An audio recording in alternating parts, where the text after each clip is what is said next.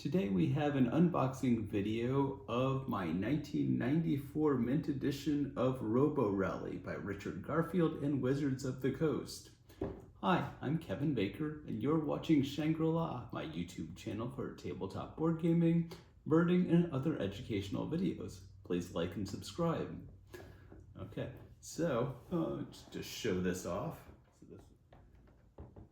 Robo Rally in 1994 won Origins Award for the Best Fantasy and Science Fiction Board Game and the Best Graphic Presentation of a Board Game. So that was pretty groundbreaking. They hadn't seen anything like it in 1994.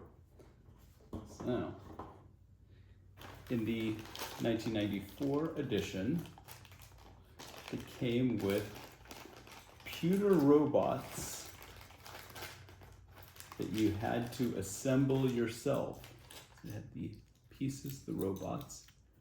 They go into these stands like that. And like that. There were also additional arms that you needed to glue on. And so these are actual real pewter. So you don't see that anymore. Unopened cards and decks, one manual. You can fill out a survey, postage paid, which will probably still go somewhere. And for the Robo Rally assembly, your robot playing pieces are included with Robo Rally game and hand cast in fine lead-free pewter to complement the artwork and create a more true three-dimensional piece. We cast these models separate from their base. In a few cases, the models themselves were cast in two pieces.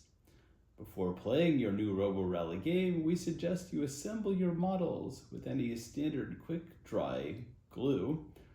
On the multi-piece models, match up the two parts to ensure that they have a good fit. Then simply squeeze a drop of glue into the seam. Repeat the process for the bases. The playing pieces are suitable for painting. Thank you and enjoy. Instructions on how to assemble your pewter robots.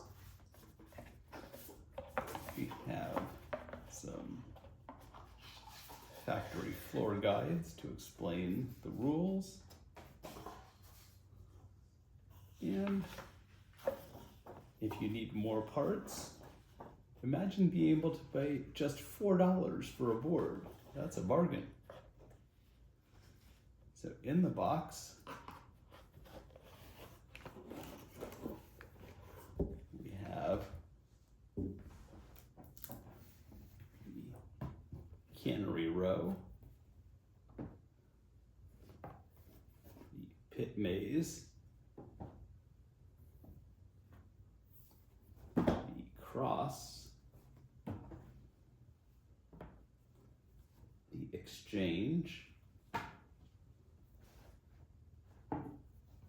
the island, and the maelstrom.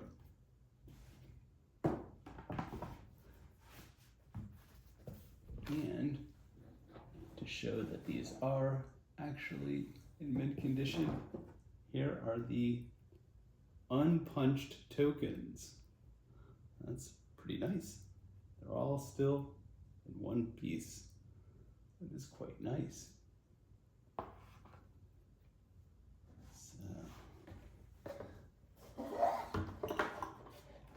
on the back of the box, it says, on a distant planet that serves the Empire's grid widget factory, the various control computers went about their daily routine. These sophisticated computers were fully equipped with standard intelligence modules to handle any situation which might come up at the factory. Unfortunately, it was this intelligence that made it difficult to bear the months of routine maintenance that bored the computers to electric tears. For years, they had combated boredom by diversions such as chess, but after several bagillion draws during the last tournament, the computer concluded that they were too evenly matched. Then it happened. An archaic janitor robot, Radio Contact, died. Using its rudimentary programming, the robot accidentally wandered into the grid manufacturing center. There it was spun by conveyor belts and fried by industrial lasers.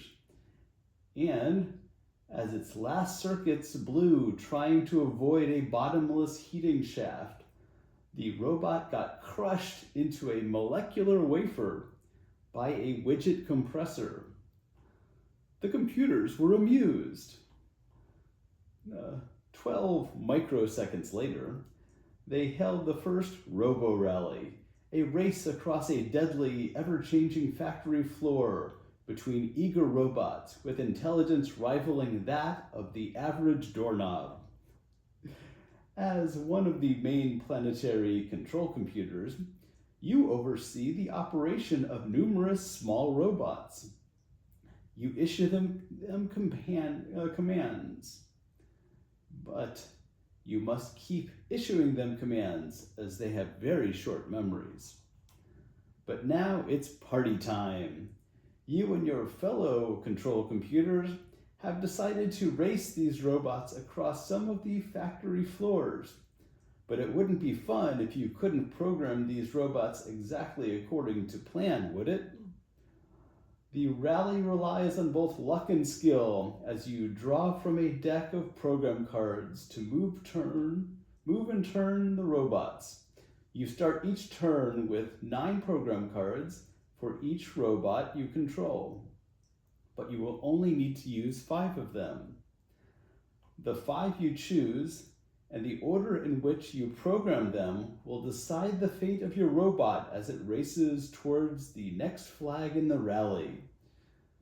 But beware, obstacles and other robots have a nasty way of interfering with even the best program. Some of the obstacles on the factory floor are definitely harmful, such as pits and laser beams, but some can be quite useful, such as conveyor belts, which can move the robots further along or further off course. So Robo Rally is a dynamic robot racing game designed for 2 to 8 players, playing individually or on teams.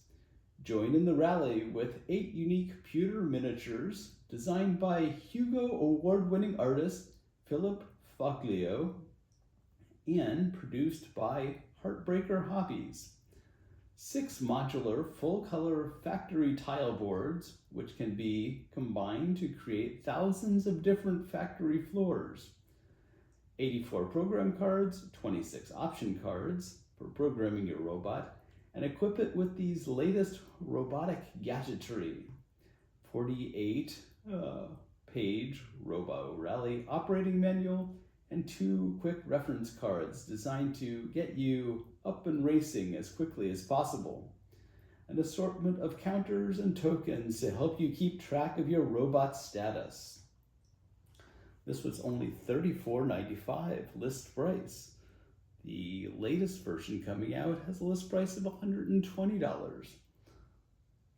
Okay, so quite a bargain.